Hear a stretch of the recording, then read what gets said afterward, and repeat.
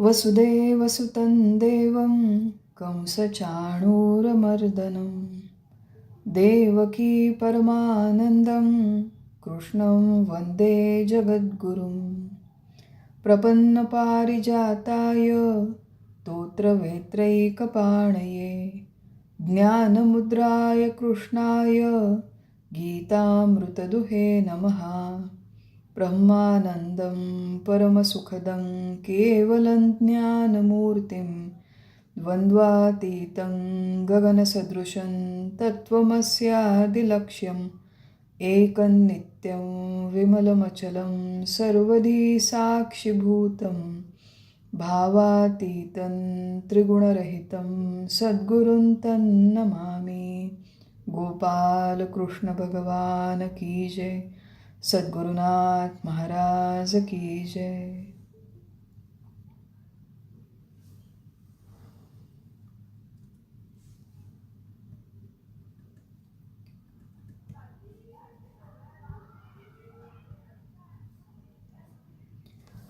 सब लोगों को प्रणाम, सबको वंदन करती हूँ। भगवद गीता अध्याय 6 आत्मसंयम योग, इसका हम अभ्यास कर रहे हैं, इसका विचार कर रहे हैं।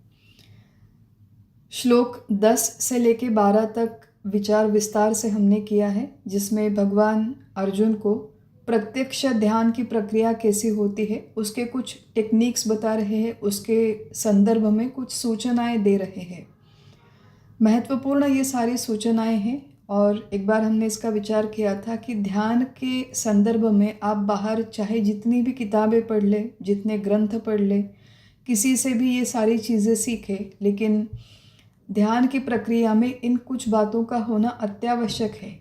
प्रत्यक्ष टेक्निक, प्रत्यक्ष कोई प्रक्रिया थोड़ी बहुत अलग हो सकती है, लेकिन जो बेसिक टेनेट्स कहते हैं, बेसिक मूलभूत चीज़ें ध्यानाभ्यास में आवश्यक है, जो भगवान यहाँ पर समझा रहे हैं, बता रहे हैं। इस संपूर्ण प्रक्रिया का केवल एक ही उद्देश्य है कि मनुष्य को अपने स्वयं के स्वरूप के बारे में प्रत्यक्ष अनुभव आ जाए।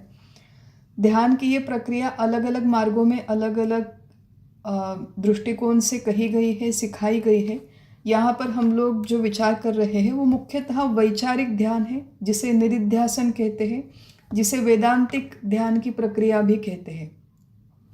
क्यों ये विचार करना, क्यों ये अभ्यास करना आवश्यक है? क्योंकि इसी प्रक्रिया के माध्यम से मैं कौन हूँ ये समझने के ध्येय की तरफ हमारी प्रत्यक्ष प्रगति हो सकती है। केवल इन बातों के बारे में चर्चा करते रहे, सुनते बोलते रहे, तो प्रत्यक्ष अनुभव के दिशा में हमारी प्रगति नहीं होगी। और यहाँ पर जैसे कर्मयोग हम करते हैं, तो चाहे वो मेरा अपना स्वरूप हो, चाहे भगवान का स्वरूप हो, हम लोग उस स्वरूप से टेक्निकली दूर ही रहते हैं कि भाई पहले अपने काम ढंग से करो, निष्काम कर्म करो। उपासना करते हैं, फिर भी हम लोग भगवान से या फिर अपने आत्म स्वरूप से दूर ही रहते हैं, क्योंकि वहाँ पे कोई ना कोई एक्शन, कोई ना कोई कृति इन्वॉल्व होती है। यहाँ पर ध्यान योग की शुरुआत जब होती है तो ये थोड़ा सा हम लोगों के लिए एक अनकंफर्टेबल जोन है। जो चीज़ें हमें पता नहीं है, जिनके हम पर संस्कार नहीं है, जिनकी हमें आदत नहीं है, वो सारी चीज़ों की हमें यहाँ पर प्रत्यक्ष शुरुआत करनी पड़ती है। इंग्लिश में एक शब्द है, उसका नाम है स्टेटस को। स्टेटस को एक विचार की पद्धति है, इसे बायस भी कहा जाता है कई बार। तो इसमें मूलभूत संकल्पना ये है कि मनुष्य उसकी जो स्थिति है वैसे ही रहना चाहता है, उसमें बदलाव नहीं चाहता। व्यवहार में कई बार ये आवश्यक है कि जैसी स्थिति है वैसी ही बनाए रखे, ये कई बार आवश्यक होता है, लेकिन कई बार बदलाव भी आवश्यक होता है। और मनुष्य केवल बदलाव से डर कर, बदलाव से बचकर अपनी पुरानी स्थिति को कायम रखना चाहता है, क्योंकि उसकी वो एक साइकोलॉजिकल हैबिट है। बदलाव से डरता है, तो सोचता है कि भाई जो है वो ठीक ही है, बदल अगर हो जाएगा मेरे जीवन में बदलाव तो बहुत बड़ा रिस्क है, या फिर नया कुछ अपनाने से कहीं मेरा नुकसान ना हो जाए। इस तरह के 50 विचार रहते हैं। पुराने ज़माने में आप याद कीजिए कि एक आध कोई नौकरी होती थी, तो वही नौकरी 40 साल 50 साल तक हमारे दादा परदादा करते थे। फिर 10-20 साल तक नौकरी करने के पश्चात बदलाव होता था। अब आज के ज़माने में है कि हर साल 2 साल में नौकरी बदलते हैं लोग। और केवल नौकरी के नहीं, तो इन्वेस्टमेंट की बातें हैं कि पुराने ज़माने में लोग फिक्स डिपॉजिट एफडी करना पसंद करते थे, तो उनके दृष्टिकोण से वो सेफ इन्वेस्टमेंट होती थी।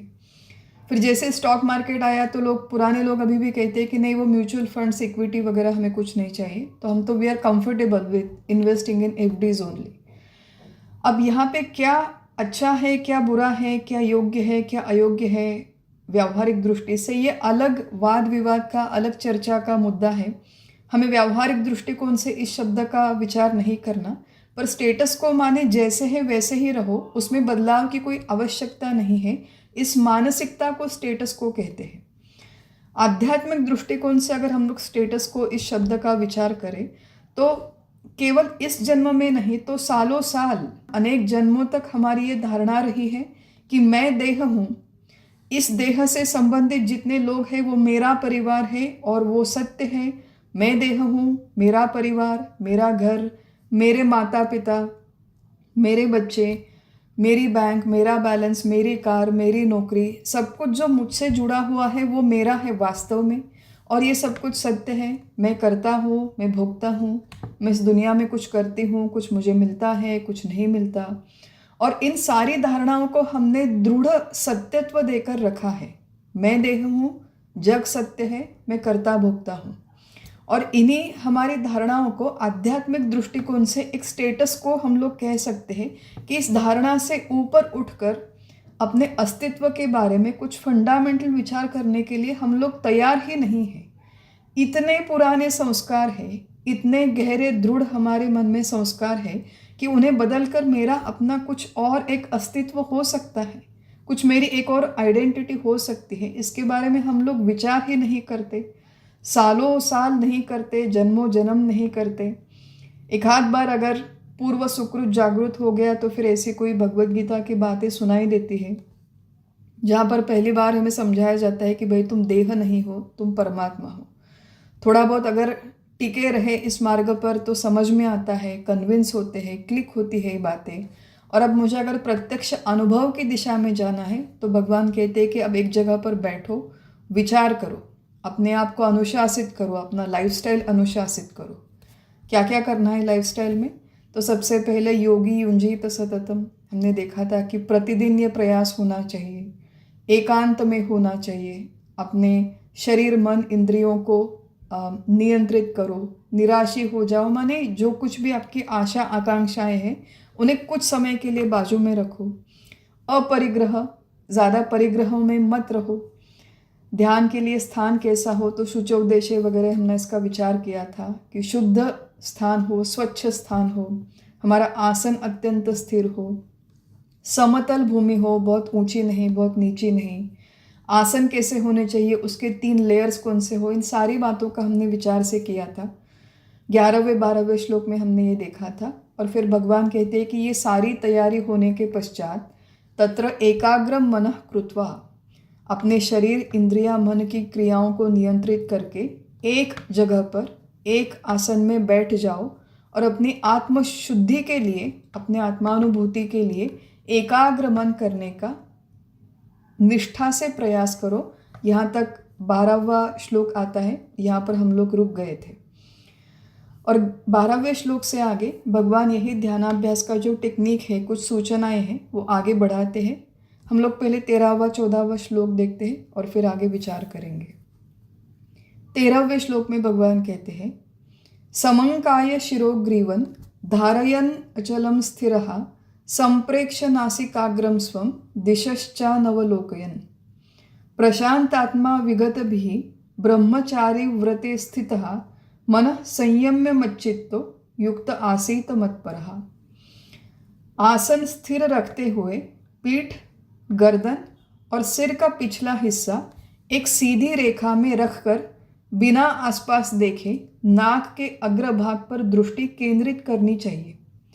शांत तथा निर्भय मन से ब्रह्मचर्य का पालन करते हुए, मन का पूर्ण संयमन करते हुए और चित्त से मेरा अनुसंधान करते हुए मेरे प्रति निष्ठा कायम रखनी चाहिए। तो ध्यानाभ्यास के कुछ और नियम यहाँ पर भगवान हमें कहते हैं। हमने एकांत ढूंढ लिया, स्थल का एकांत, काल का एकांत, वृत्ति का एकांत, जगह बना ली, आसन बना लिया, वहाँ पर जाकर एक जगह पर बैठ गए, बिना हिले बैठने का प्रयास हम लोग अब कर रहे हैं। यही आसन स्थिर रखते हुए अब भगवान प्रत्यक्ष शरीर के पोजीशन के बारे में कहते हैं। सबसे महत्वपूर्ण बात कि समं काय शिरो ग्रीवन, काया माने अपना शरीर, और शरीर के इस शब्द से भगवान मुख्यतः सूचित करते हैं हमारी पीठ को।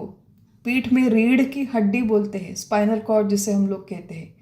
तो हमारी पीठ माने वो रीढ़ की हड्डी, शीर माने हमारा सर, और ग्रीवा माने गर्दन। तो जो पीछे का संपूर्ण हिस्सा है हमारे शरीर का, वो समम माने एक रेखा में हो, एक स्ट्रेट लाइन में हम लोग बैठना सीखें। ध्यानाभ्यास के लिए आप चाहे किसी भी नाम का जाप करें, किसी भी प्रक्रिया से ध्यान करें, आप यहाँ पर कॉन्सेंट्रेट करो, वहाँ पर करो, जो भी प्रक्रिया आपको आपके संप्रदाय में सिखाई गई है, वो प्रक्रिया चाहे अलग अलग हो सकती है, लेकिन ये महत्वपूर्ण बात है कि सीधे बैठना सीखें। इंग्लिश में स्लाउच कहते हैं। स्लाउच माने ऐसे झुककर बैठना, लेफ्ट दाएं बाएं मुड़ के बैठे हैं, पीछे झुक के बैठे हैं, आराम से बैठे हैं। ये इस तरह के बैठक ध्यानाभ्यास के लिए उपयोगी नहीं है। ये सोचना हम लोगों के लिए क्यों आवश्यक है, क्यों महत्वपूर्ण है, क्योंकि हम लोगों को आजकल इस तरह का बैठने की बिल्कुल भी आदत नहीं है। क्यों आदत नहीं है? क्योंकि हमारे जीवन में शरीर के कष्ट नहीं रहे। पुराने ज़माने में जो हमारे दादी नानी उन लोगों का ज़माना था, उन लोगों के जीवन में बहुत शारीरिक कष्ट थे। मुझे याद है कि हमारी जो दादी थी घर में, या फिर नानी भी थी, तो 70, 75, 80 साल तक वो कभी डाइनिंग टेबल पे बैठी ही नहीं। उन्होंने कभी अपना खाना डाइनिंग टेबल पे बैठ के नहीं खाया। तो 75, 80, 85 की उम्र तक वो लोग नीचे बैठकर आराम से खाना खा सकते थे, नीचे बैठकर खाना बना सकते थे। तो उन लोगों के लिए इस तरह सीधे बैठना आसान होता था। हम लोगों के लिए कठिन है, क्योंकि हमारी जीवन पद्धति इसके लिए अनुकूल नहीं है। इतने सारे हमने घर में सुख के प्रसाधन लेकर रखे हैं। आज ये बात है कि एक आध दिन मेरे घर में बाई नहीं आती झाड़ू पोछा के लिए, तो मुझे टेंशन होने लगती है, इतने बड़े घर का झाड़ू पोछा मैं कैसे करूँगी, क्योंकि शरीर में अब उस तरह की क्षमता नहीं रही। कुछ साल पहले की बात है, कुछ साल पहले हम लोग राजस्थान में गए थे घूमने के लिए, और वहाँ पर एक टूरिस्ट गाइड था, वो हमें कुछ जगह घूमकर बता रहा था। तो वहाँ पर एक जगह पे वो लेकर हमें गया, और ऐसे ही मज़े मज़े की कहानियाँ कुछ हमें बोल रहा था। तो उसने कहा कि राजस्थान में अभी अभी तो पानी आने लगा है कॉरपोरेशन का, लेकिन कई साल पहले वहाँ पे ये हालत थी कि पानी नहीं मिलता था गर्मी के दिनों में। लड़कियों की जब शादी तय होती थी, तो वो लड़की कितनी सुंदर है, कितनी पढ़ी लिखी है, उसके घर में कितनी धन संपत्ति है, इन चीज़ों को इम्पोर्टेंस नहीं देते थे।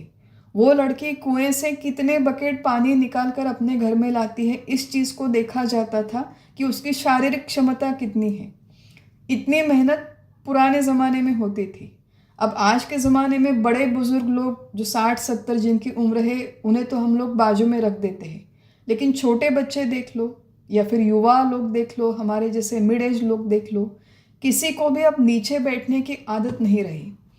ये समझना क्यों आवश्यक है? क्योंकि हम लोगों को बहुत जल्दी रहती है कि भाई मुझे बैठना है, ध्यान करना है, और मुझे समाधि में जाना है, और मुझे अनुभव आना चाहिए। So we are in a lot of hurry to get somewhere in the spiritual path. तो उसके लिए जो प्रिलिमिनरी प्रैक्टिस है, ये समझना और उसके लिए अपने शरीर को तैयार करना बहुत आवश्यक है। शादी ब्याह में हम लोग आजकल जाते हैं, तो पुराने ज़माने में याद है मुझे कि शादी ब्याह में जब वो अग्नि के आजू बाजू में फेरे वगैरह होते थे, तो वो दूल्हा दुल्हन या फिर उनके माता पिता सारे विधि करने के लिए ज़मीन पर बैठकर विधि करते थे। आजकल जो नए ज़माने की शादियां हैं, वहाँ पर कुर्सियाँ होती हैं, तो वहाँ पर वो जो गुरुजी है, पंडित जी है, शादी लगाने वाले, वो बैठते हैं नीचे, लेकिन वो दूल्हा दुल्हन उनके माता पिता सब कुर्सी पे, छोटे सोफ़ा सेट पे बैठ के उनके सारे विधि होते हैं। क्योंकि नीचे पालथी मारकर बैठने के लिए, मराठी में हम लोग उसे मांडी बोलते हैं, सुखासन में बैठना, क्रॉस लेग पोजीशन में बैठना, वो बैठने के लिए जो शक्ति है, वो जो क्षमता है, हम में नहीं है।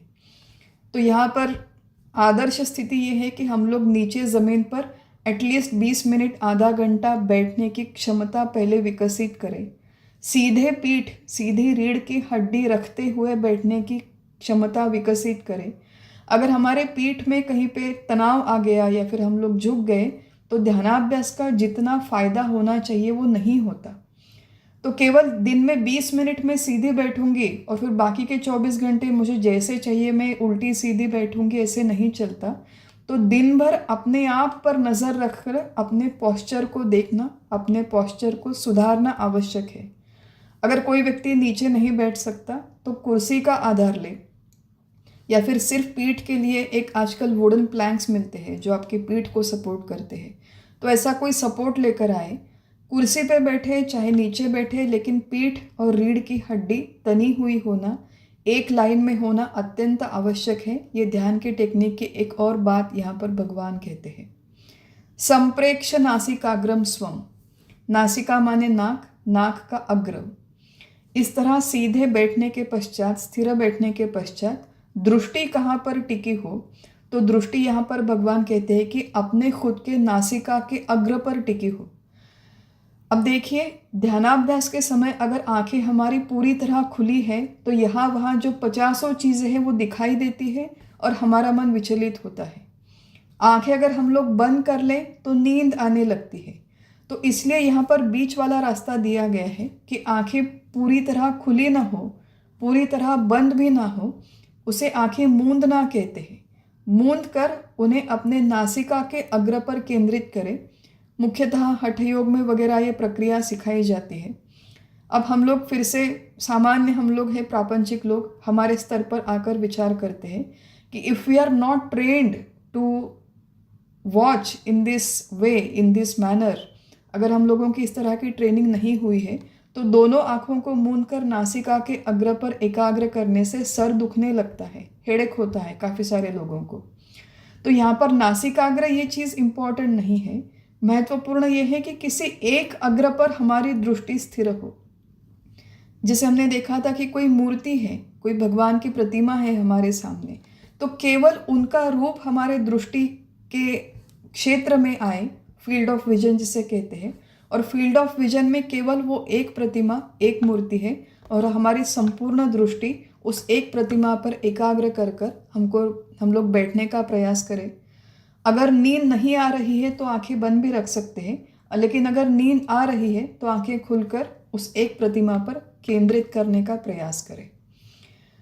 तो समंकाय शिरोग्रीवन धारयन अचलम स्थिरः संप्रेक्ष्य नासिकाग्रम स्वम। आगे भगवान कहते हैं दिशश्चा नवलोकयन।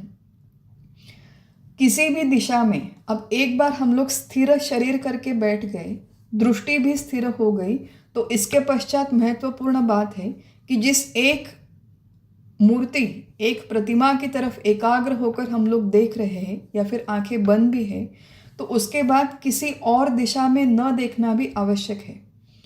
क्या होता है कि मान लीजिए मेरे सामने कोई प्रतिमा है और मैं स्थिर 1-2 मिनट के लिए बैठ भी लेती हूँ, लेकिन फिर बाजू में यहाँ पर थोड़ी सी हलचल होती है, शायद पता नहीं वहाँ पे छिपकली है या कोई कॉकरोच है, पता नहीं क्या हो गया, तो मैं अपनी गर्दन और दृष्टि स्थिर रखती हूँ, लेकिन फिर आंखों में कोने से ऐसे दाएं देखो बाएं देखो कि क्या हो रहा है, वहाँ पर क्या हलचल है, ऐसा देखने का प्रयास करती हूँ।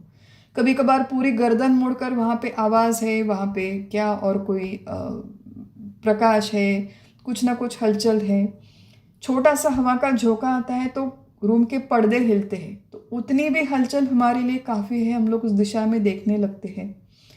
इसलिए बहुत महत्वपूर्ण बात है कि ये सारे जो डिस्ट्रैक्शंस है, जो पोटेंशियली हमें डिस्ट्रैक्ट कर सकते हैं, इन सारी चीज़ों को पहले ही एलिमिनेट करके हम लोग ध्यानाभ्यास के लिए बैठना सीखें।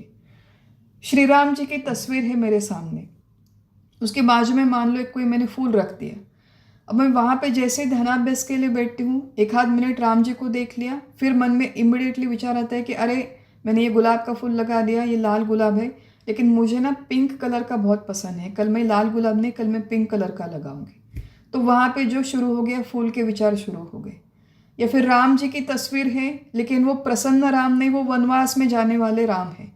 उनके बाजू में जो सीता है वो वनवास में जाने वाली सीता है, जिसने सफ़ेद वस्त्र वगैरह पहने हुए हैं, वनवास में जाने वाले वस्त्र।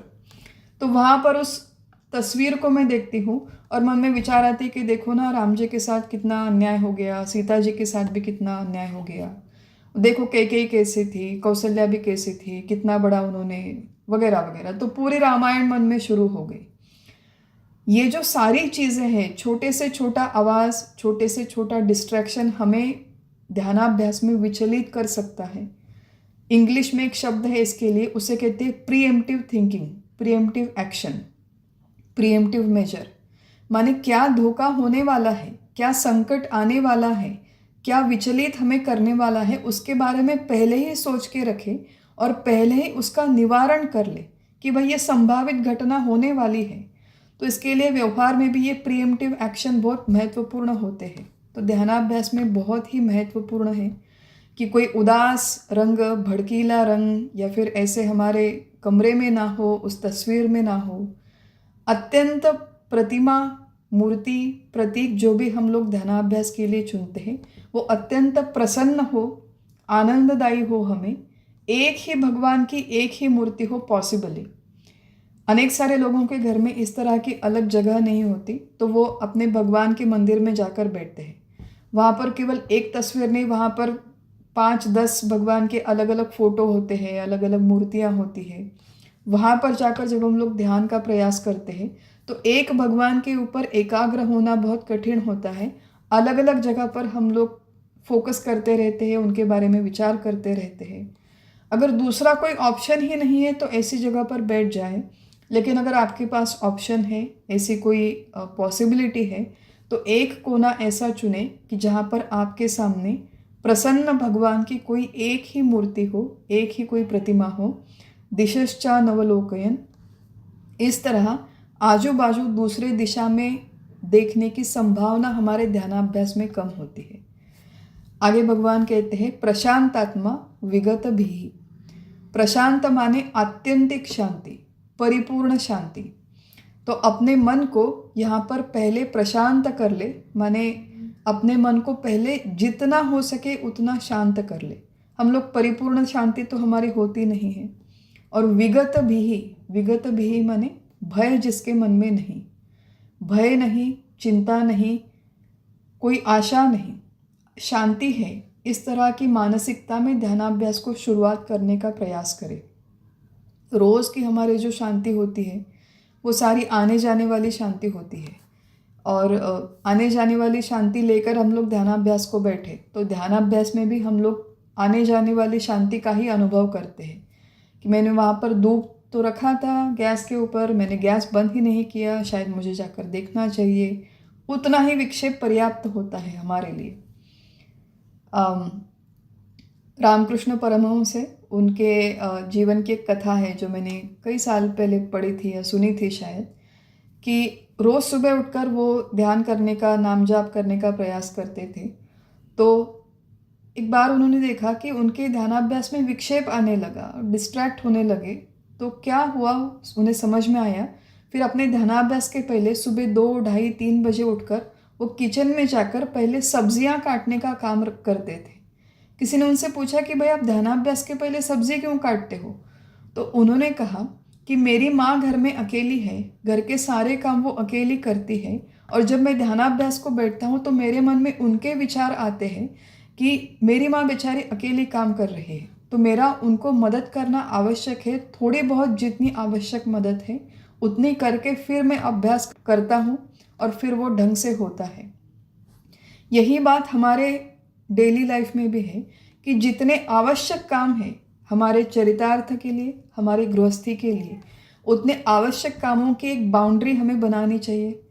वैसे तो हमारे गृहस्थी के काम अनएंडिंग होते हैं, जितने करो उतने कम ही होते हैं, लेकिन यहाँ पर एक बेसिक कुछ हमारा प्लानिंग ऑर्गेनाइजेशन करके कि भाई ये महत्वपूर्ण काम है दिन के, वो सारे के सारे काम मैंने समाप्त कर लिए या फिर मैं बाद में करूँगी, ऐसा विचार करें।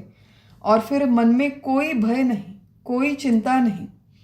ऐसा होता है कि हम लोग वहाँ पर जब ध्यानाभ्यास के लिए बैठते हैं तो ऐसी ऐसी चीज़ें जो हमें दिन में बिल्कुल भी परेशान नहीं करती, उसी आधे घंटे में आकर हमें परेशान करती है। 10-20 साल पहले मैंने एक सिनेमा देखा था। उस सिनेमा में मैंने कोई एक ट्रॉमेटिक सीन देखा था, कोई एक लड़की पता नहीं शायद जल के मर रही थी। अब वो सिनेमा जो मैंने देखा था 20 साल पहले, वही सारा दृश्य अब मेरे मन में, मेरे आँखों के सामने आता है जैसे ही मैं आंखें बंद करती हूँ। तो अनेक सारी ऐसी चीज़ें हैं जो पुराना भय, पुराना कोई ट्रॉमा, पुराना कोई इंसिडेंट हमारे मन में आता है, वही हमें विचलित करता है। कई कबार ये होता है कि भविष्य की कोई चिंता है कि पता नहीं इतना सारा अब स्टॉक मार्केट क्रैश हो रहा है, पता नहीं सोने चांदी के इतने भाव बढ़ रहे हैं आजकल, मेरा क्या होगा, मेरे बेटे का क्या होगा, मेरे परिवार का क्या होगा। तो ऐसी चिंता लेकर हम लोग बैठते हैं, कुछ पुरानी घटनाएं, कुछ आने वाली घटनाएं। तो सारा का सारा ये जो विचार है, विक्षेप है, इसके बारे में ध्यानाभ्यास के पहले ही अच्छी तरह से सोच के बैठे कि ये संपूर्ण दुनिया चलाने वाला, मेरा योगक्षेम, मेरे परिवार का योगक्षेम, दुनिया के सारे लोगों का योगक्षेम वहन करने वाला वहाँ ऊपर बैठा है। वो भगवान सबका मालिक है। वो मेरा भी ख्याल रखेगा, मेरे घर वालों का रखेगा, पूरी दुनियादारी को चलाने वाला, पूरी दुनियादारी का ख्याल रखने वाला वह ऊपर समर्थ बैठा है। आधे घंटे के लिए ये सारे विचारों की दुकान हम लोग बंद कर दे। वो चाहे परोपकार हो, सदाचार हो, धार्मिक काम है, सात्विक काम है, मेरे प्रपंच की जिम्मेदारियां हैं, व्यवसाय की है, परिवार की है, सारे की सारी चीज़ें शटर डाउन, पूरा शटर, पूरा दुकान बंद करके आधे घंटे के लिए केवल मैं हूँ, मेरे भगवान है, और मुझे उनके ऊपर, उनके रूप, उनके गुण, उनके लीला के ऊपर ध्यान करना है, एकाग्र होना है, मुझे अपने स्वरूप का अनुभव करना है। आधे घंटे किसी चीज़ के बारे में विचार न करने से व्यवहार में हमारा कोई नुकसान नहीं होता। अगर बाकी के सारे जो घंटे हैं हमने प्रॉपरली ऑर्गेनाइज किए हैं, प्लान किए हैं, कर्मयोग के अनुसार अगर हम लोग बाकी के 23 घंटे जीवन जी रहे हैं, तो उस आधे घंटे में शांति से बैठना संभव होता है। तो जितना हो सके उतना शांत, भय रहित और चिंता रहित होकर ध्यानाभ्यास की शुरुआत करें, प्रारंभ करें।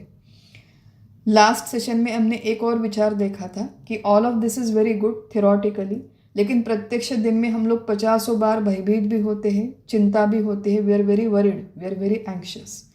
तो ऐसी स्थिति में भी अब मैं बहुत भयभीत हूँ तो मैं ध्यान नहीं करूँगी, जाप नहीं करूँगी, ऐसा मत सोचें। मन की जैसी भी स्थिति हो, वो शांत होने में ध्यानाभ्यास हमें मदद करता है। तो मन को पहले ही शांत करके ध्यानाभ्यास करें तो आगे प्रगति होगी। लेकिन मन अशांत है, भयभीत है, तो उसे शांत करने में भी जाप का, नाम जाप का और ध्यानाभ्यास का हमें उपयोग होता है। तो चाहे मन बिखरा हुआ हो या फिर शांत हो, एकाग्र हो, भटका हुआ हो, जैसे भी मन की स्थिति हो, जैसे भी शरीर की स्थिति हो, एक जगह पर बैठकर इस तरह आत्मचिंतन कहे, नाम जाप कहे या फिर ध्यानाभ्यास कहे, ये मनुष्य ने रोज़ करना चाहिए। और अंत में भगवान कहते हैं ब्रह्मचारी व्रते स्थितः। ये जो सारे हैं ये बहिरंग से लेकर अंतरंग तक किस तरह हमारी स्थिति हो, किस तरह, पहले एम्बियंस के बारे में कहा कि आजू बाजू का वातावरण कैसे हो, कमरा कैसे हो, समय कैसे हो, आसन कैसे हो, शरीर कैसे हो, दृष्टि कैसे हो, गर्दन कैसे हो। और यहाँ पे कहते हैं कि ध्यानाभ्यास के लिए एक और महत्वपूर्ण बात है, ब्रह्मचर्याश्रम का पालन करें। ये तो बहुत मुश्किल बात है। हम लोग सोचेंगे कि सारे के सारे हम लोग यहाँ पर बैठे हुए गृहस्थी वाले लोग हैं, तो ब्रह्मचर्य का पालन कैसे करें। ब्रह्मचर्य ये जो शब्द है इसके 2-3 अलग अलग अर्थ है, 3 अलग अलग अर्थ है। ब्रह्मचर्य का एक अर्थ है, उसे कहते हैं नैष्ठिक ब्रह्मचर्य। नैष्ठिक ब्रह्मचर्य शब्दशः उसका अर्थ है कि स्त्री पुरुष संबंधों से दूर रहने का प्रयास करें। संस्कृत में हमारे कुल 4 आश्रम दिए गए हैं, जिसमें विद्यार्जन करने के समय, विद्यार्थी दशा में प्रत्येक मनुष्य का, स्त्री हो पुरुष हो, ब्रह्मचर्याश्रम का पालन करना आवश्यक माना जाता था। आज भी वो आवश्यक माना जाता है। अब वैसे बच्चे हैं नहीं, ये अलग बात है, लेकिन हमारे संस्कृति में इसे एक स्पेसिफिक महत्व दिया गया है कि विद्यार्थी अवस्था में इस तरह के संबंधों से हम दूर रहें। फिर दूसरा है गृहस्थाश्रम, वानप्रस्थाश्रम, संन्यासाश्रम। नैष्ठिक ब्रह्मचर्य जो है वो जीवन के पूर्वार्ध में पालन करना लिटरली संभव है, लेकिन जिन लोगों का गृहस्थी में प्रवेश हो चुका है उन लोगों से इस तरह के नैष्ठिक ब्रह्मचर्य की अपेक्षा नहीं है। तो फिर उन लोगों के लिए किस तरह की अपेक्षा है? तो उन लोगों के लिए मुख्यतः ये अपेक्षा है कि अपने कंफर्ट जोन में रहने की जो हमारी आदत है उससे हम अपने आप को थोड़ा थोड़ा दूर करने का प्रयास करें। गृहस्थाश्रम में ऐशो आराम में जिए, सुविधाएं बहुत सारे हमारे घर में होती है, टेबल है, फ्रिज है, टीवी है, क्या क्या मिक्सर है, बहुत सारी चीज़ें आ गई है। कठिनाई की आदत नहीं रही हमें। जो चीज़ें हमारी दादी नानी 85 की उम्र में कर सकती थी, वो चीज़ें हमारी माँ चाची वगैरह जो लोग हैं, मासी, वो लोग 60-65 की उम्र तक कर सकते थे। अब हमारी उम्र ऐसी हो गई कि वो चीज़ें हम लोग 40-45 की उम्र में भी नहीं कर पाते, जो चीज़ें वो लोग बड़ी उम्र में कर लेते थे। तो हमारे दृष्टिकोण से ब्रह्मचर्य ये है कि थोड़ा बहुत अपना अनुशासित जीवन हो, और जो अत्यंत सुखासीन हमारी जीवन शैली है, अत्यंत ऐशोराम की जो जीवन शैली है, उसे थोड़ा सा कम करके शरीर को कष्ट करना, कष्ट देना हम लोग सीखें। ये शरीर के स्तर पर ब्रह्मचर्य है हम लोगों के लिए। दूसरा जो एक ब्रह्मचर्य का हमारे लिए अर्थ है, ब्रह्मचारी इस शब्द के 2-3 संस्कृत के अनुसार व्युत्पत्ति दी गई है, माने डिसेक्शन। पहला अर्थ है ब्रह्मणे चरति।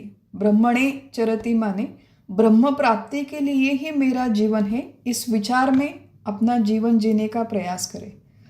गृहस्थाश्रम में हमारे भाग में, नसीब में बहुत सारे विषयों के उपभोग आते हैं, और हम लोग उनका उपभोग करते भी हैं। अच्छा खाना खाते हैं, अच्छे कपड़े पहनते हैं, अच्छी अच्छी जगहों पर घूमते हैं, परफ्यूम्स लगाते हैं, शैम्पूज लगाते हैं, क्रीम लगाते हैं। अब ये सारी चीज़ें ना करें ऐसी बात यहाँ पर नहीं है, लेकिन यहाँ पर कहे है कि ये सारे भोग भोगते समय उन भोगों में हमारी रस बुद्धि ना हो। दूसरे अध्याय में हमने इसका थोड़ा सा विचार किया था कि विषया विनिवर्तन्ते निराहारस्य देहिनः रसवर्जम रसोप्यस्य परं दृष्ट्वा निवर्तते। भोग भोगने में कोई समस्या नहीं है, भोगों में रस बुद्धि होने से समस्या है। गृहस्थाश्रम में रहते हैं तो अच्छे कपड़े, अच्छा खाना हमारे भाग में आएगा, नसीब में आएगा थोड़ा बहुत, उसका सेवन करें, वो भोग भी भोगे, लेकिन वो भोग भोगते समय हमारी उसमें रस बुद्धि ना हो। इस भोग की वजह से मैं सुखी हूँ और भोग नहीं तो मैं दुखी हूँ, इसे कहते हैं भोग में होने वाली रस बुद्धि। अंतस्त्यागी बहिर्भोगी लोके विहर राघव। योग वासिष्ठ में बहुत सुंदर उपदेश है जो महर्षि वशिष्ठ श्री राम जी को करते हैं कि बहिर्भोगी, बाहर के शरीर से अवश्य भोग भोगो, लेकिन अंतस्त्यागी, अंदर वो भोगतेपन की, भोक्तृत्व की भावना न रखो। इस तरह का जीवन हम लोग गृहस्थाश्रम में रहते हुए जीना अगर सीख जाए तो फिर वो ब्रह्मणे चरति, वो गृहस्थ के दृष्टिकोण से ब्रह्मचर्य ही है कि शरीर से भले ही भोग भोग रहा है, लेकिन मन से अब रस बुद्धि नहीं रही, मन से अब उसमें इंटरेस्ट नहीं रहा। ये जो चीज़ है, ये गृहस्थाश्रम के दृष्टिकोण से ब्रह्मचर्य है। ब्रह्मचर्य का एक दूसरा भी व्युत्पत्ति है, उसे कहते हैं ब्रह्मणी चरति। पहला था ब्रह्मणे चरति, दूसरा है ब्रह्मणी चरति। और ये जो लक्षण है, ये थोड़ा सिद्धों का लक्षण है। सिद्धों का लक्षण माने मैं देह नहीं हूँ, मैं चैतन्य स्वरूप परमात्मा हूँ, इसी भावना में वो रहते हैं, इसी भावना में अपना व्यवहार करते हैं। देव खाते देव पीते देवावरी में निजते। जनाबाई हमारी वैसे तो देखा जाए तो केवल एक दासी थी, दासी के काम करती थी घर में रह के। महाराष्ट्र के बहुत प्रसिद्ध संत है, उनकी अनुभूति उन्होंने लिखी है कि देव खाते देव पीते देवावरी में निजते, देव घेते देव देते देवा सवे व्यवहारिते, देव येथे देव तेथे देवावीण नाही रिते, जनी म्हणे विठाबाई भरोनी उरले अंतरबाही। मैं जो खाना खाती हूँ वो भगवान है, जो पीती हूँ वो भी भगवान है, जिसके ऊपर मैं सोती हूँ वो भी भगवान है, जो लेन देन का मेरा व्यवहार है वो सारा भगवान ही है। यहाँ पर भगवान है, वहाँ पर है भगवान नहीं, वहाँ ऐसी दुनिया में एक भी चीज़ नहीं, एक भी कॉर्नर नहीं, यहाँ वहाँ मुझे केवल मेरे विट्ठल ही नज़र आते हैं। इसे कहते हैं ब्रह्मचर्य की अवस्था, ब्रह्मणी चरति। मैं ब्रह्म हूँ और ये संपूर्ण सृष्टि ब्रह्मरूप ही है, इसी समभाव में अपना दैनंदिन जीवन जीना, ये ब्रह्मचर्य का दूसरा अर्थ है। ये केवल सिद्धों की सहजावस्था होती है, साधकावस्था में हम लोग इस अनुभूति तक अभी तक नहीं पहुँचे हैं, लेकिन ये हम लोगों के लिए साधन है। कृत्रिमता से ही सही ऐसा विचार करना, ब्रह्म भाव में अपना जीवन जीने का प्रयास करना, ये ब्रह्मचर्य का दूसरा अर्थ है जो गृहस्थाश्रम में रहते हुए भी हम लोग प्रैक्टिस कर सकते हैं। और फिर तीसरा अर्थ है, ब्रह्म शब्द का एक और अर्थ है, उसे कहते हैं वेद। तो वेदाध्ययन करने के लिए, वेदों का ज्ञान संपादन करने के लिए पुराने ज़माने में कुछ नियम दिए जाते थे। अब वो नियम नहीं रहे। अब वेद पाठशालाएं वैसे तो समाज में हैं, लेकिन हम जैसे सामान्य लोग वहाँ पर जाकर अपना शिक्षण नहीं करते। हम लोग जो हमारा ऑफिशियल स्कूल सिस्टम है वहाँ पर जाकर पढ़ते हैं। तो वेदों में क्या आज्ञाएं दी गई है हमें पता नहीं, लेकिन एक जेनेरिक जो लाइफस्टाइल कहते हैं, कॉमन सेंस की बात है कि डिसिप्लिन लाइफस्टाइल, एक विशिष्ट समय पर उठना, सोना, ठीक ठाक खाना पीना वगैरह ऐसी जो चीज़ें हैं वो वेदाध्ययन करने के लिए आवश्यक है। इन सारे नियमों का पालन करते हुए हम लोग अपना जीवन जीने का प्रयास करें। ये सारे ब्रह्मचर्य के हमारे दृष्टिकोण से अर्थ है। तो नैष्ठिक ब्रह्मचर्य न सही, लेकिन रसबुद्धि के बिना भोगों के भोग भोगना, मैं ब्रह्म हूँ इस भावना में जीने का प्रयास करना, अनुशासित जीवन जीना। अगर सद्गुरु है, हमारे संप्रदाय है, तो सद्गुरु की सेवा करना, उनके आज्ञा के अनुसार एक संयमित जीवन जीना, ये सारी चीज़ें हम लोगों के लिए प्रैक्टिस करना संभव है। और ब्रह्मचारी व्रते स्थितः, यही यहाँ पर भगवान श्री कृष्ण कहते हैं। इतनी सारी तैयारी होने के साथ साथ फिर मन संयम में मत चित्तो युक्त आसीत मत्परः, अपने मन का संयमन करो। काफ़ी बार हम लोग इसका विचार कर चुके हैं। मत चित्त, अब ये इंटरेस्टिंग टर्म है, और मत पर, ये दोनों महत्वपूर्ण शब्द है। मत पर शब्द का है, पर माने श्रेष्ठ, सर्वश्रेष्ठ। मत पर माने कि भगवान सर्वश्रेष्ठ है, इसे बुद्धि से मानना, इसे वास्तविक में स्वीकार करना। व्यवहार में हम लोग कहते हैं वो तो क्या, सब भगवान ही है, सब भगवान ही करते हैं, करवाते हैं, मैं कौन होती हूँ कुछ करने वाली, वगैरह वगैरह। तो ये वर्बली कहना बहुत आसान है, लेकिन प्रत्यक्ष ऐसे जीवन में सोचना बहुत कठिन परिस्थिति है, बहुत प्रतिकूल परिस्थिति है। स्टॉक मार्केट क्रैश हो रहा है, मेरे पास जॉब नहीं है, परिवार में झमेले हैं। ऐसी सारी परिस्थिति में भगवान के ऊपर भरोसा रखना, उन्हें सर्वश्रेष्ठ शक्ति मानना हमारे लिए कठिन हो जाता है। हम लोग भले ही कहते हैं कि माता पिता तुम मेरे, माता पिता तुम मेरे, अगर भगवान वास्तविक में मेरे माता पिता है तो फिर भगवान ही माता पिता है, इस भावना में अगर मैं जीना सीख जाती हूँ तो फिर मेरे माता पिता भगवान है, मेरे बच्चों के भी माता पिता भगवान ही है, मेरे पड़ोस में जितने लोग हैं, दुनिया में जितने लोग हैं, सबके माता पिता भगवान ही है। तो सबके जीवन में क्या ठीक ठाक है, क्या ठीक ठाक नहीं है, वो देख लेंगे भगवान। ये विचार हम लोग नहीं करते। हम लोग सारा कर्तृत्व अपने सर पे ओढ़ लेते हैं और भगवान को सर्वश्रेष्ठ वास्तव में नहीं मानते, केवल शाब्दिक स्तर पर मानते हैं। यहाँ पर मत पर माने इंडीड, वास्तविक में हम लोग ये पहचाने कि दुनियादारी जो भी चल रही है, दुनिया में बहुत सारे खराब लोग हैं, अत्यंत अन्याय करने वाले दुष्ट प्रवृत्ति के लोग हैं और बहुत सत्प्रवृत्ति के भी लोग हैं। तो अच्छाई होना, बुराई होना, दोनों के बीच में संघर्ष होना, ये ईश्वर की योजना है।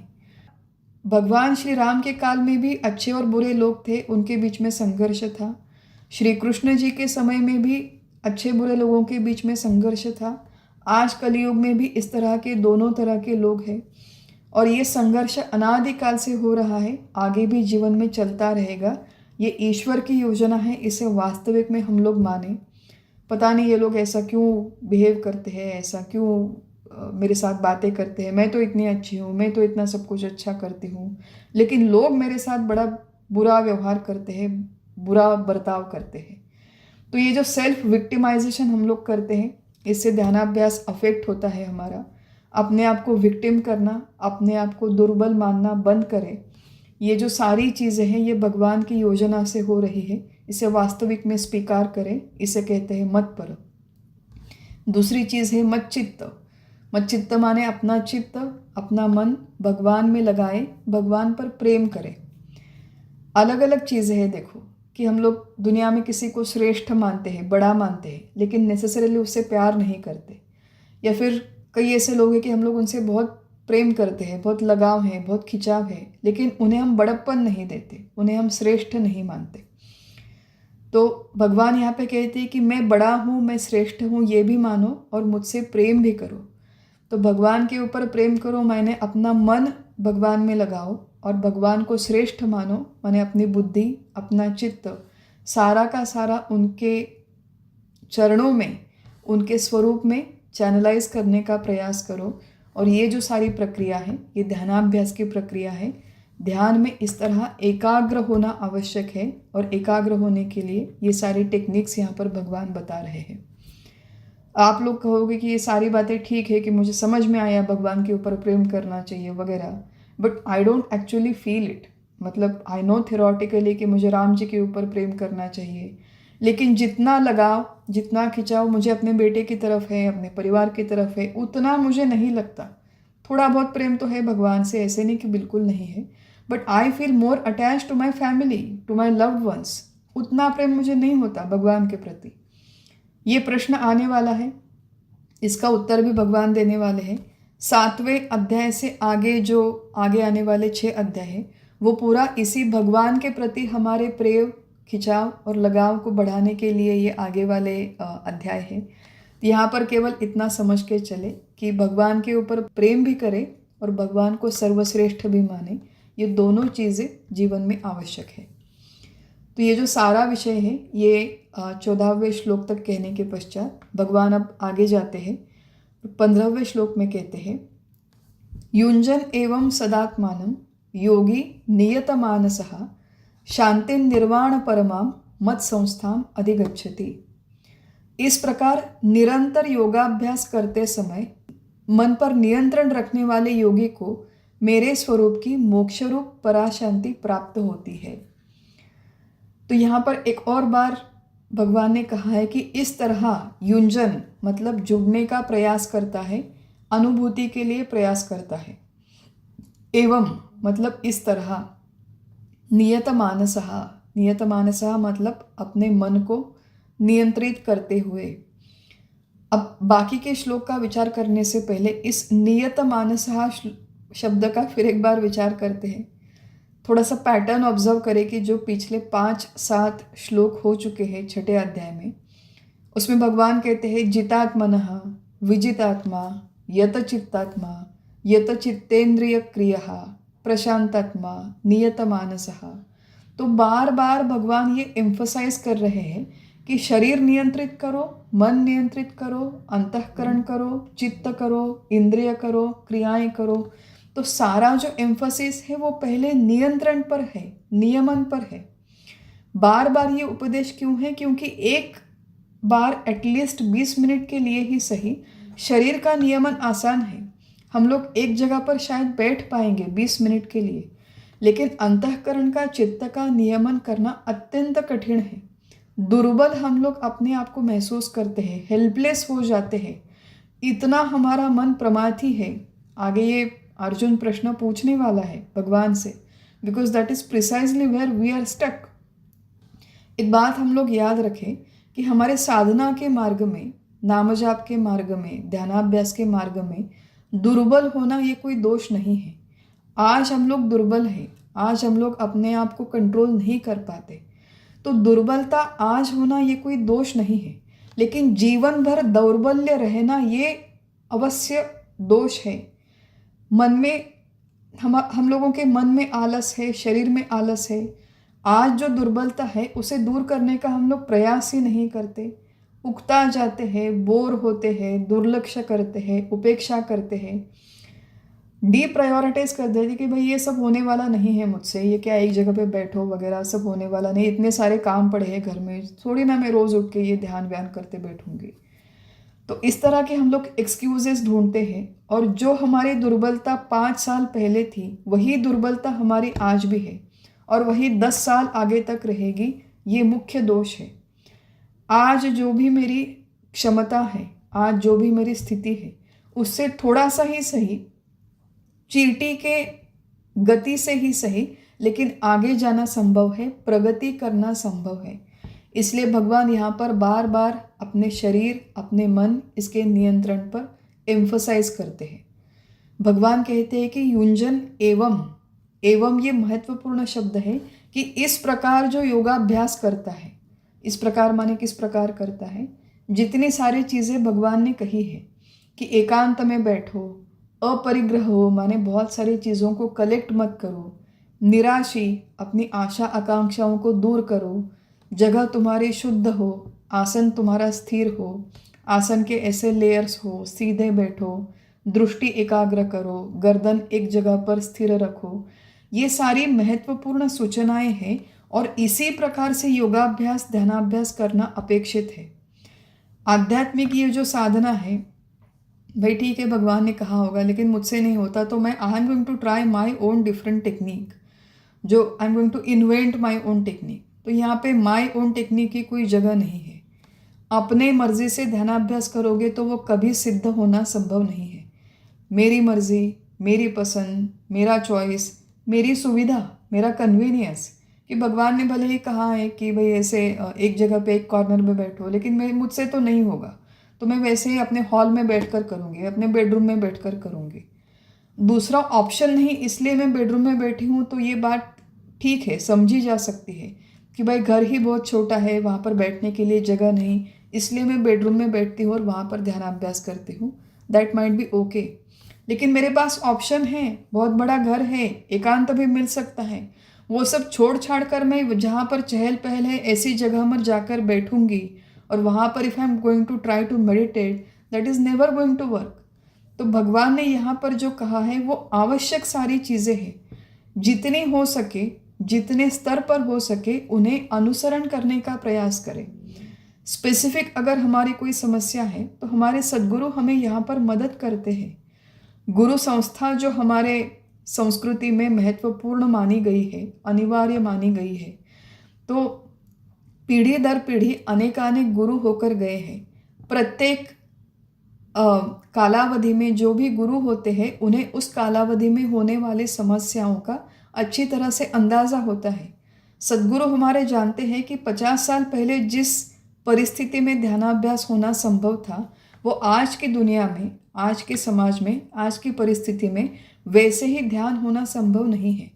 तो Sadhguru will customise it for you कि भाई तुम्हें वो नहीं होगा, तुम इस तरीके से प्रयत्न करो, इस तरीके से ट्राई करो, इसका पालन करो, ये सूचना है।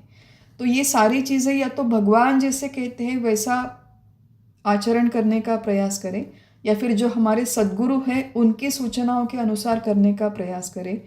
एक चीज़ डेफिनेटली कि मेरे मन के अनुसार, my own, my life, my wish, इस तरह से ध्यानाभ्यास नहीं होगा। युंजन एवं, इसी तरह जो भगवान ने कहा है उसी तरह ध्यानाभ्यास करने का प्रयास करें। सदा आत्मानम, सदा मतलब कंटिन्यूअसली करें। हमने देखा था सततम के समय कि सततम माने 24 घंटे, ऐसा नेसेसरीली इसका अर्थ नहीं है। कंटिन्यूअस माने मान लीजिए कि मैं आधे घंटे के लिए अगर बैठी हूँ ध्यानाभ्यास के लिए, ये सोच कर बैठी हूँ, तो without interruption I should learn to sit and try to meditate. बीच में बोर हो गए, बीच में कुछ याद आ गया, मेरे पास समय नहीं, दूसरा कोई काम आ गया, ऐसे इनडिसिप्लिन लाइफस्टाइल से, इनडिसिप्लिन प्रैक्टिस सेशन से हमारा ध्यान सिद्ध नहीं होगा। कहीं पर मैं पढ़ रही थी, nothing related to meditation, but it was quite interesting. कुछ साल पहले की बात है कि विराट कोहली जो हमारे फिटनेस आइकॉन माने जाते हैं, क्रिकेट के बहुत बड़े क्रिकेटर हैं, उनके इंटरव्यू में मैंने कहीं ये पढ़ा था या सुना था, तो उन्होंने कहा था कि मैच हो या न हो, कोई टूर्नामेंट हो या न हो, वो रोज़ 365 days a year I train, fitness training जो उनकी होती है 365 डेज अ ईयर रोज़ करते हैं, एक भी दिन छुट्टी नहीं। अपने स्वास्थ्य पर वो रोज़ मेहनत करते हैं। उन्होंने कहा था वहाँ पर किसी इंटरव्यू में, consistency is the answer to doubt. People think training everyday is restrictive. रोज़ अगर मैं फिटनेस ट्रेन करता हूँ तो वो बहुत रेस्ट्रिक्टिव है, ऐसा लोग मानते हैं, कोहली ने कहा था। लेकिन उन्होंने कहा था but for me it is liberating. इस तरह रोज़ अपने फिटनेस ट्रेनिंग पे काम करना ये लिबरेटिंग है मेरे लिए। It frees me from regret, it frees me from the haunting question what if I had worked harder. जो हमारे मन में पछतावा होता है, पचासों चीज़ें आती है, संशय आते हैं, इन सारी चीज़ों को दूर करने का एक ही मार्ग है कि कंसिस्टेंटली प्रयास करो। आधे घंटे अगर बैठना है तो आधे घंटे, 20 मिनट, 10 मिनट विदाउट इंटरप्शन बैठने का प्रयास करो। मन हमारे आदत का गुलाम होता है और वो आदत उसे डालनी पड़ती है। अच्छी आदतें अपने आप नहीं लगती, फ्री ऑफ कॉस्ट नहीं होती, तो ये अच्छी आदतें अपने आप को डालनी पड़ती है।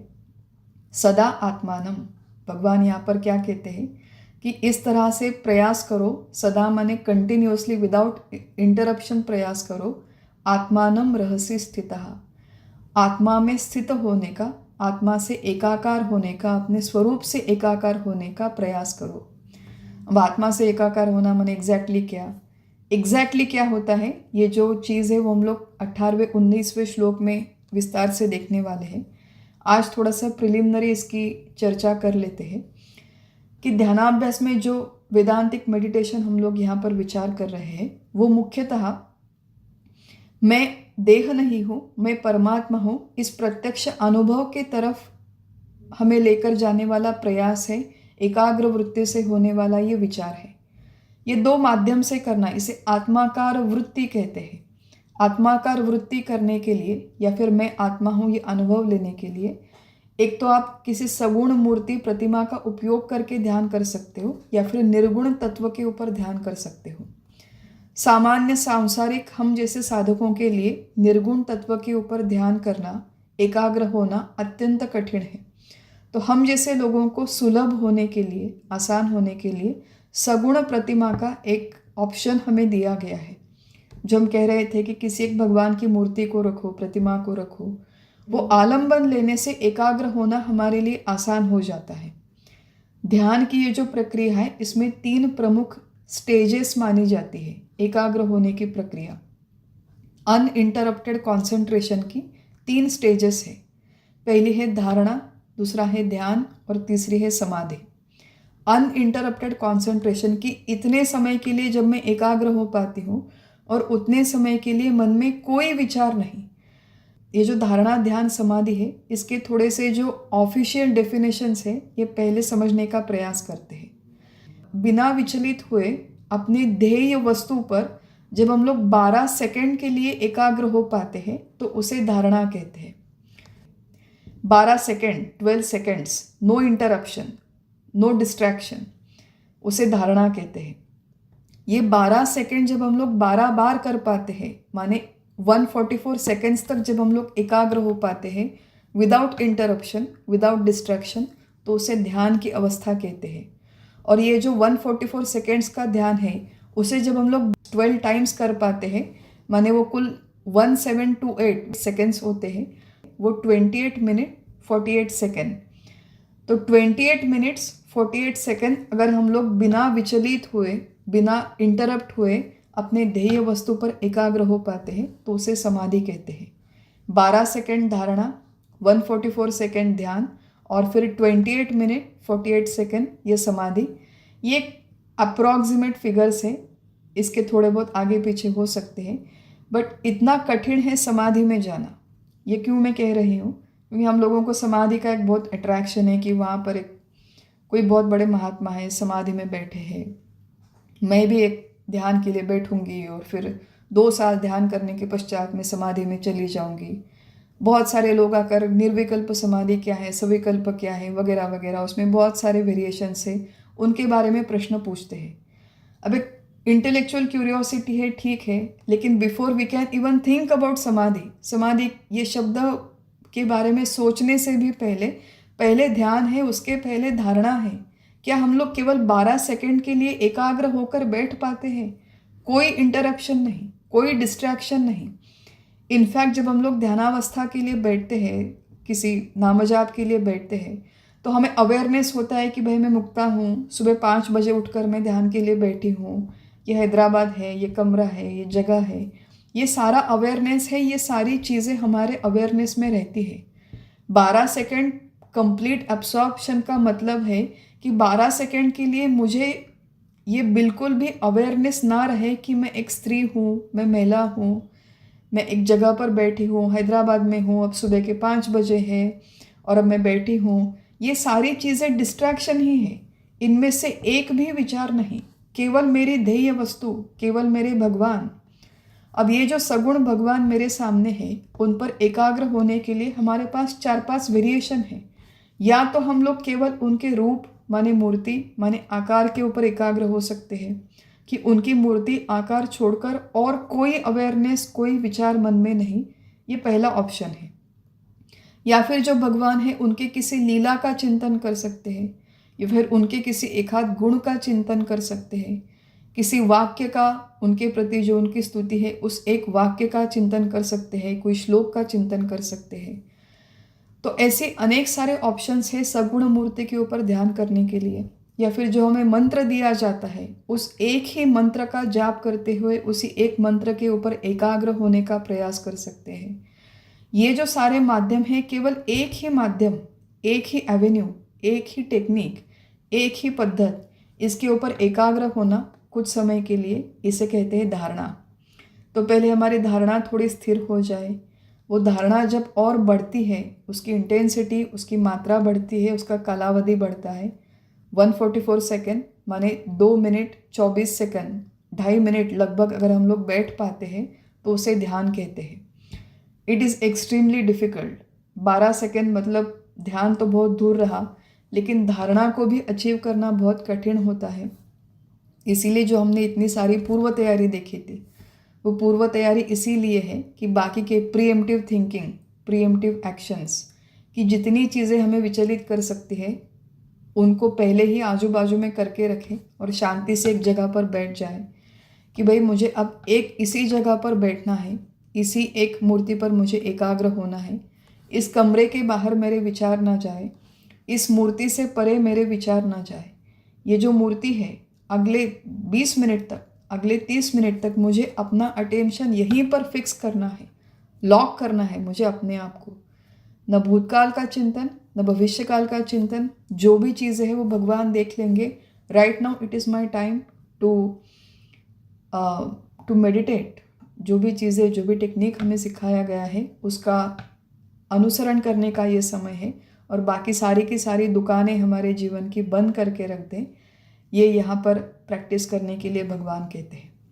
इस तरह जब तुम एक जगह पर बैठकर प्रयास करोगे, युंजन एवं सदात्मानम मतलब सदैव आत्माकार वृत्ति करने का, या फिर भगवान के आकार की मूर्ति करने का प्रयास करोगे, तो अंत में परिणाम स्वरूप शांतिम निर्वाण परमाम मत संस्थाम अधिगच्छति, यह परिणाम है।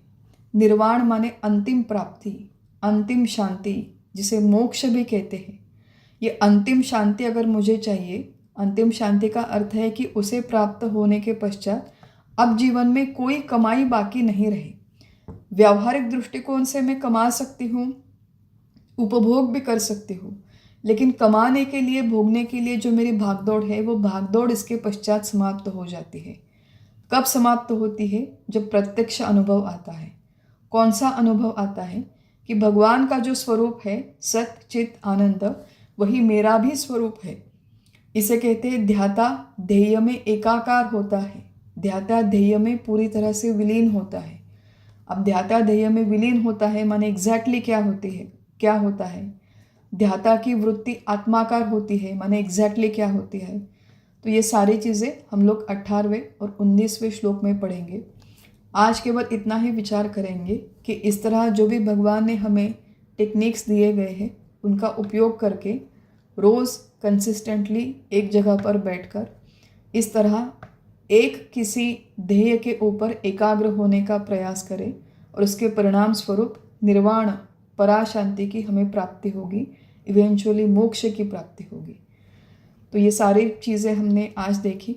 15वें श्लोक तक आज हमारा विचार हो गया है। आगे वाले सत्र में हम लोग 16वें श्लोक से आगे हमारा विचार बढ़ाएंगे। आज हमारा चिंतन यहीं पर समाप्त करते हैं। हरिओम तत्सत। श्री राम।